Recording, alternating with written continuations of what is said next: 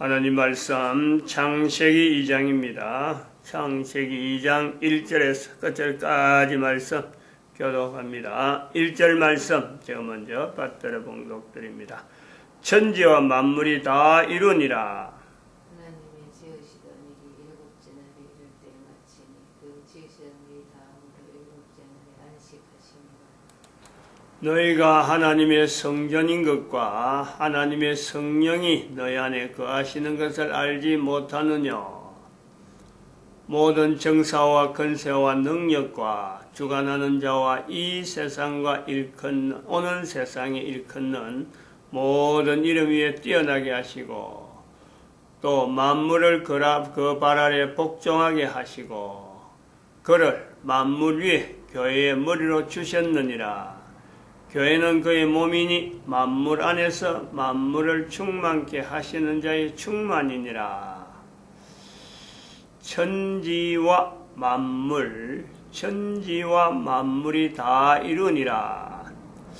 천지와 만물 사이에 있는 시간, 천지를 만들었을 적에 표현, 문자, 언어가 되었었을 적에 그리고 만물이란 언어가 이렇게 되어졌을 적에 그 사이의 간격, 시간 얼마나 되어졌을까? 얼마나 있을까?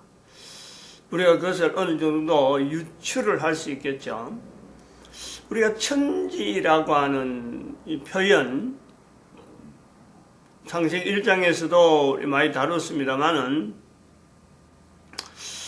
천지를 다 바라보면서 쓰던 천지라는 말이 쓰던 때가 있었을 것이고 그것은 아마 첫사람부터 시작해서 쓰기 시작하는 때가 있었을 것이기도 하지만은 혼자 있을 때 천지란 말을 썼겠느냐? 그거는 좀 아닐 수가 있습니다.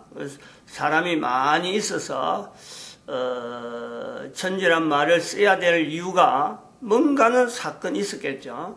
사건이 있었는데 그거는 우리가 알 수가 없는 거고 이것이 이제 노아에까지 넘어올 때 노아가 이 문자로 남기려고 하는 이 어떤 분명한 어떤 요소가 남기지 않으면 안 되는 요소가 분명히 있었을 것이고 그럴 때 천지란 말을 쓸 수가 있는 어떤 문자로 남겨야 되는 그 분명한 것은 앞에 썼다.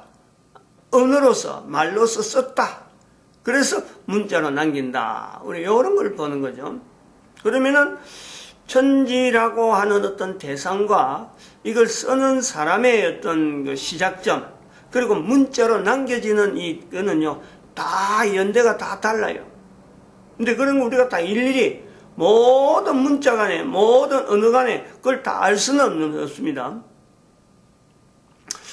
다 알 수는 없는데 이 천지를 쓰는 그 시간하고 쓸 때하고 문자로 쓰든지 이렇게 문자로 남길 때하고 이렇게 그 사용할 때하고 만물이라는 것을 우리가 비교해 보면은 만물은 또 분명히 써야 될 또 환경이 있고 또 쓰는 사람이 있고 그리고 그것을 문자로 남길 정도로 이게 형태화 어떤 그 구조적으로 형태로 갖추어지는 이런 그 내용이 있으니까 성경 안에 천지 옆에 만물이라는 단어를 넣는 거죠. 넣게 되는 거죠. 이런 거는 분명한 어떤 그 대상물을 두고 이렇게 부른다. 그래서 이런 거를 이름씨 명사라는 거예요. 명사. 천지도 명사고 만물도 명사다. 이렇게 명사라 그랬는데 이렇게 명사라는 것이 나름대로의 의미, 이름이 주어지는 것에서의 그 의미를 이름 그 주어지는 것 자체 그 자체가 대단히 의미가 있다. 이거는 아주 그 구분되어야 된다. 그래서 문자로서도 명사의 부분에 이름이 주어지는 것, 다양한 이름, 이것도 이름, 이것도 이름, 이런 이름이 주어지는 것에서 그것이 여러 이름마다의 신이 있다. 만물에 신이 있다. 이런 개념이 있단 말이죠. 이름이라고 하는 주어지는 것에는 모든 이름, 그 대상이 되어지는 것에는 천지는 범위가 너무 넓어서 모르는데 만물은 인간이 만나는 것에서 천지로 해서 하나님이 만드신 것에 모든 것에는 하나님의 의미를 두고 있었기 때문에 거기에서 인간이 그것을 받아들이면서 신이라고 하는 그 하나하나 자체에 처음에는 하나님의 어떤 만드신 것에서 하나님의 섭리에 따라서 창조주의 섭리에 따라서 받아들이는 그런 어떤 겸한 자세는 분명히 있었을 거예요. 그 신으로 받아들이다가 하나님에 대한 창조주에 대한 걸 받아들이다가 이제는 개별적으로 사람들이 계속 바뀌어가면서 만물이라고 하는 데서는 하나하나마다 개체적으로 구분되어지는 신으로 분리하는 때가 있었을 것이다. 이제 우리가 추정을 하는 거죠. 가능성이 있다. 그러므로 만물이라고 하는, 즉 이름을 가지는 것에는 모든 것은 고귀하다, 귀하다, 일반하고 이름이 없는 거하고 이름이 있는 것은 적어도 이름이 있다는 것에는 신의 어떤 그 위치에 있는 그 부여된 신으로 해서 인해서 부여된 것이기 때문에 이름이 있는 것에는 다 구별하려고 하는 이런 요소가 있게 되는 거예요. 근데 이런 내용을 문자로 우리가 남겨져 있으니까 그런 것도 있을 수 있다라고 이제 보는데 그런 것에서 우리가 그 영어에서 대명사, 명사 부분에서도 대명사라고 하는 것에는 대명사는 그 대명사로 된 표현은 문자로 크게 하는 거예요. 적게 하는 것도 있고 적게 쓰는 건 소문자, 대문자로 쓰고 또 이렇게 소문자로 쓰는 게 있는데 명사 중에서도 대신하는 명사, 대명사 이런 것이 있는 거예요. 그리고 그 이름의 부분에서는 사람의 이름이 들어간다 하고 할 때에는 거기다가 대문자로 가지고 그것을 표시를 하는 거죠. 명사도 아니면서 이름은 크게 쓰는 거예요. 근데 이렇게 이름을 크게 쓰고 하는데 여기 내용이 바로 구분하는, 일반적인 거하고 구분하는, 즉 만물 가운데 만물이라고 하는 데서도 신의 요소가 있는 것에서 구분하는 이런 요소가, 이런 그 내용이 언어로, 형태로 남겨져 있는 영어의 모양을 보는 거죠. 우리는 한글은 그런 걸 전혀 고려 안 하니까 이런 말 들으면은 그 뭐에 그런 말 하느냐 하게 했지만은 전 세계 언어에서 영어라는 것이 아주 알려져 있는 언어를 누구든지 확인할 수 있는 언어인데 그게 독특하게 있는 것은 문장 중에서 대문자가 있고 소문자가 있고 그러고 대명사가 있고 대명사 중에서도 소문자로 쓰는 대명사가 있지만은 그 대명사라고 하는 요소에서도 볼 때 이름이라고 하는 내용을 들어가면서 이름에 들어가는 부분에서 명사는 이름은 분명히 명사인데 일컫는 건데 이름은 대문자로 쓰면서 구분하는 이 문장의 흐름을 우리가 보는 거죠. 그러면서 문장을 보다가 대문자로 쓰는 것이 딱 나오면은 이거는 특별히 의미가 있는 거고 하나밖에 없는 고유한 거고 그건 아주 중요한 어떤 명사다. 명사라는 거예요. 명사라는 것은 중요한 내용에서 신의 이름이 신의 위치가 있는 내용이 있다. 이게서 구분되어진 것을 우리가 확인한 이제 아주 추정을 한단 말이죠. 근데 그것을 영어만 그렇느냐 할 때 이제는 우리는 영어의 앞에 있는 영어를 형성했던 데 영향을 주었던 독일어를 볼 수 있어요. 독일어에 보면은 명사가 모든 명사에는 독일어는 영어하고 다르게 영어는 명사에서 전부 소문자로 가다가 이름같이 아주 독특한 고유 명사를 해서 고유한 것에만 대문자로 썼는데 독어에는 모든 명사는 그 시작이 전부 다 대문자입니다. 전부 다 대문자. 왜 독어에 영어보다 일찍 일찍부터 구성되었던 독어에는 모든 것의 모든 명사에는 대문자로 썼을까?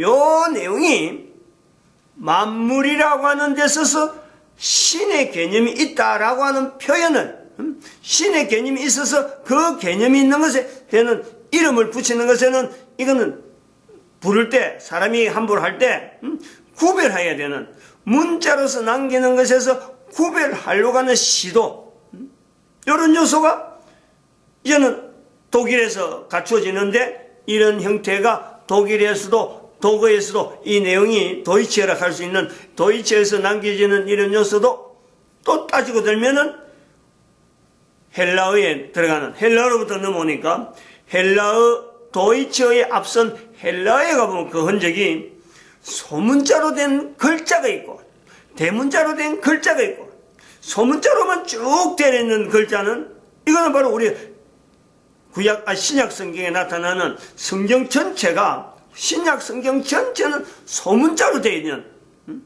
대문자로 되어 있는 글씨는 없어요. 신약에는 원어에는 그런 거예요.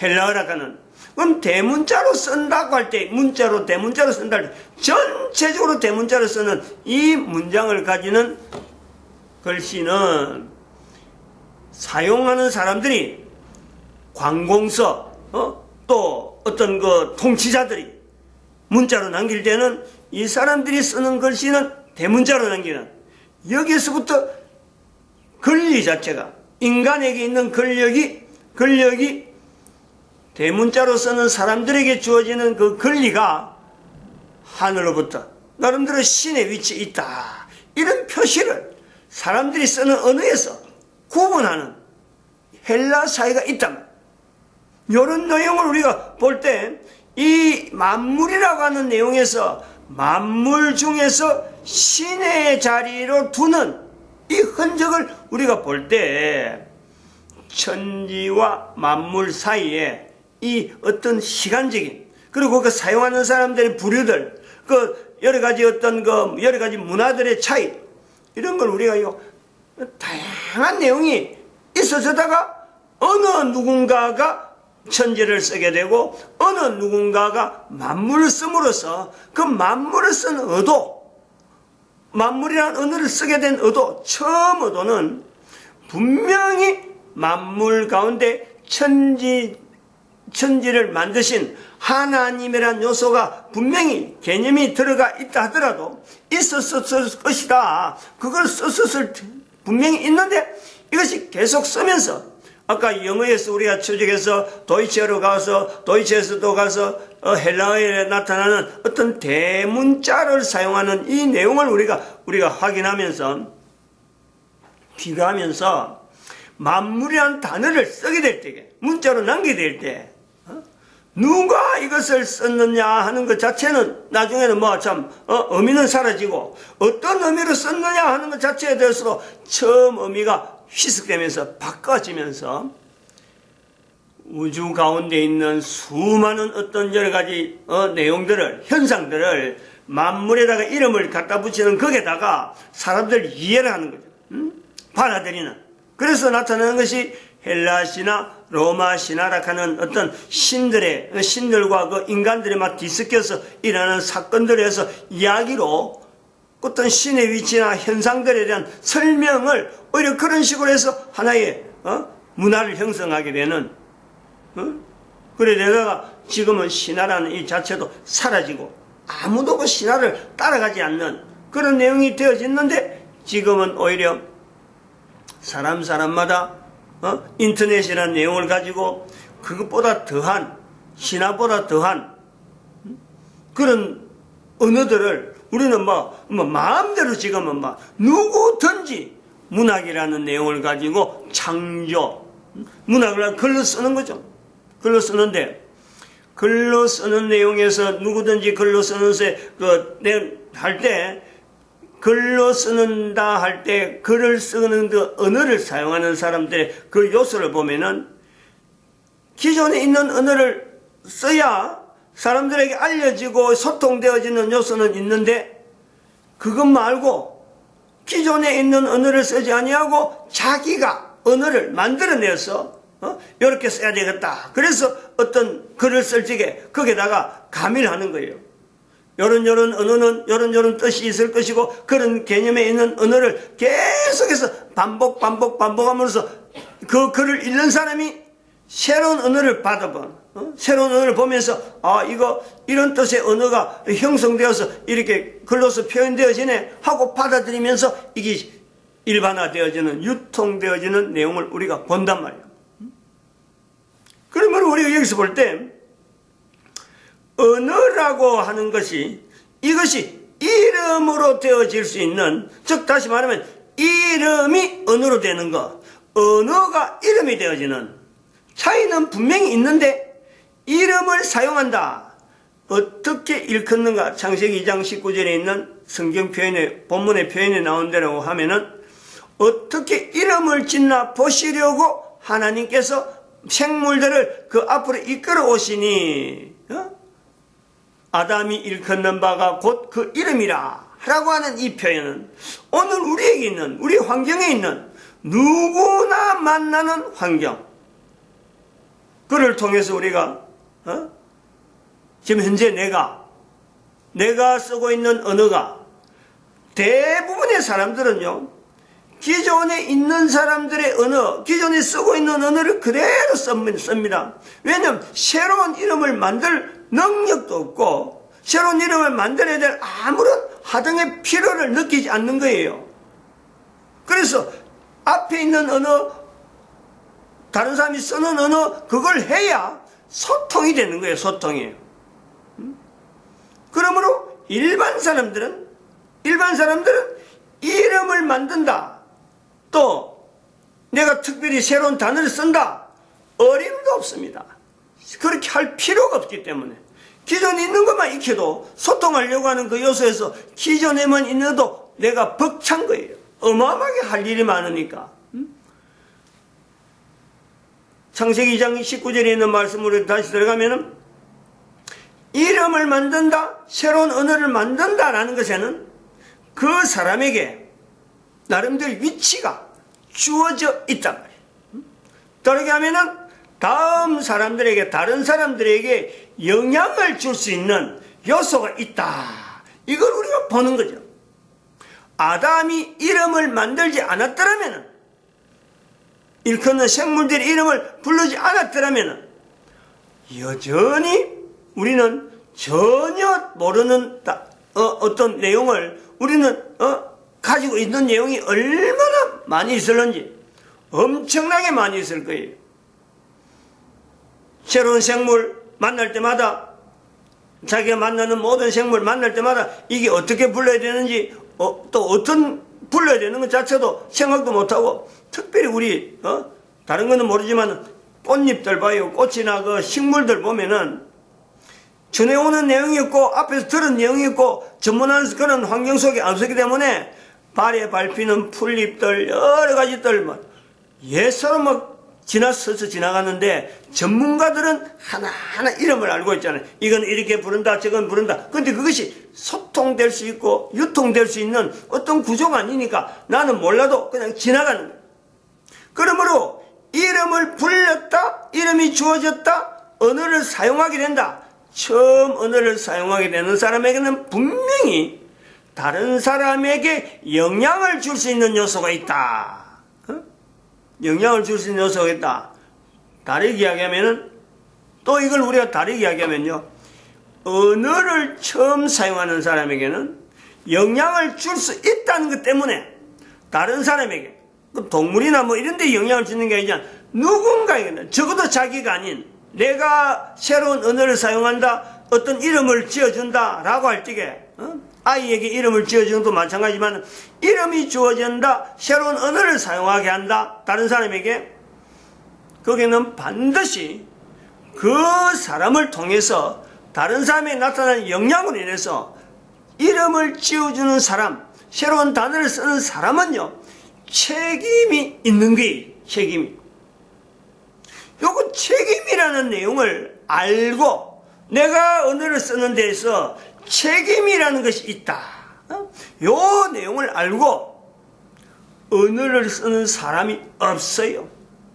새로운 말을 쓰면서 새로운 말을 만들어낸 것에 대해서 내가 아이고 이거 내가 만들어냈구나, 쓰게 만들어야지. 그런데 내가 언어에, 다른 사람이 쓰도록 만들려 하는 이 언어에 내가 책임이 있다, 요 자세가 없단 말이죠. 요런 자세를 가지고 언어를 쓰는 사람이 아무도 없다 해도요, 맞다는 거예요. 아무도 없다. 언어를 사용하는 입장에서 새로운 언어를 인간 사이에서 쓰면서 누군가는 나 외에 다른 사람이 이 언어를 씀으로 해서 내가 언어를 쓰게 만드는 책임이 있다는 것에 대해서는요, 이 책임에 대해 철저하게 책임의 자세를 가지는 분은요, 하나님 외에는 인간에게는 없는 거예요. 언어를 쓰는 것에서 우리가 볼 때 하나님의 언어를 인간이 받는다, 인간이 또 여러 가지 사람들에게 쓰면서 또 위에 선조로부터 구분되어지는 내가 후손이니까 언어를 쓴다 라고 해서 받아들이는 이 내용에 언어에 대해서 쓰는 자가 언어의 책임을 느끼는 존재, 그거는 하나님 외에는 없단 말이에요. 우리가 그 위치에서 하나님과 인간의 이 자리를 우리가 구분하려고 그러고, 천지와 만물이라는 이 요소에서 우리가 창세기 1장에서 천지를 두고 만물이라는 내용에서 2장을 두는 이 내용에서 간격, 그 구분, 하나님에 의해서 하나님은 책임 있는 하나하나마다, 단어 하나마다 하나님의 책임 있는 언어로서 인간들에게 소통되어지는 요소가 있다고 한다면은, 받아들이는 인간은 하나님으로부터 받은 말은, 언어는 인간들 사이에서 흩어지게 만드는 분명한 구조가 있지만은, 말을 하는 자가 이 말을 나타냄으로써 내가 책임이 있다, 이런 자세로 쓰는 것은요, 사용하는 인간은 적어도 아담 이후로 지금까지 한 명도 없다는 거예요. 지금에 나타나는 환경을 보면은 인터넷 시대가 되었고, 아무 말이나 댓글이라는 내용을 통해서 아무 말이나 막 마구잡이 하는 거예요. 마구잡이. 언어가 마구잡이를 놓은다? 우리가 볼 때 언어가 마구잡이를 쓴다라고 하는 지금 시대 우리가 볼 때 책임 없이 분명히 자기로부터 나온 거는 분명한 건데, 내가 이 말을 처음 쓴다 하고는 막 말을 막 만들어내는데, 이 말을 사용하는 내가 책임이 있다 하는 이 생각은요, 아무도 하지 않는 이 요소가 있다. 그러면서 우리가 볼 때 말의 중요성이 얼마나 중요하냐, 언어가 얼마나 중요하냐. 아까 그 말씀했지만은 영어락하는 이런 요소에서도 대문자로 구분하려고 하는 이런 내용, 그리고 헬라어로 들어가서도 소문자 대문자로 된 분명한 어떤 문장 전체를 구분하는 이런 요소가 있는가 하면, 만물 속에 바로 그 단어 속에 신이라고 하는 개념을 집어넣으려고 하는 요소가 있고, 신하고 전혀 별개의 또 어떤 주어지는 만물이 그 가운데 안에 있단 말이죠. 이런 내용을 갈 때 지금 현재 만물이라는 단어를 쓸 때하고 지금이라고, 이제 처음 쓸 때하고 지금하고 한 2000년간의 사이가 있는데, 사람들이 만들어간, 그 만들어진 사람에 의해서 우리가 만물이라고 하는 범위 안에 들어가는, 사람에 의해서 만들어진 만들어진 것 중에서 만물이라는 속에 들어가는, 현재 우리가 보는 거죠. 지금의 만물이라는 단어를 쓸 때는, 성경에 신약에 만물이란 말이 들어갈 때는 사실은 인간이 만드는 것 같고 만물이 여치 않아요.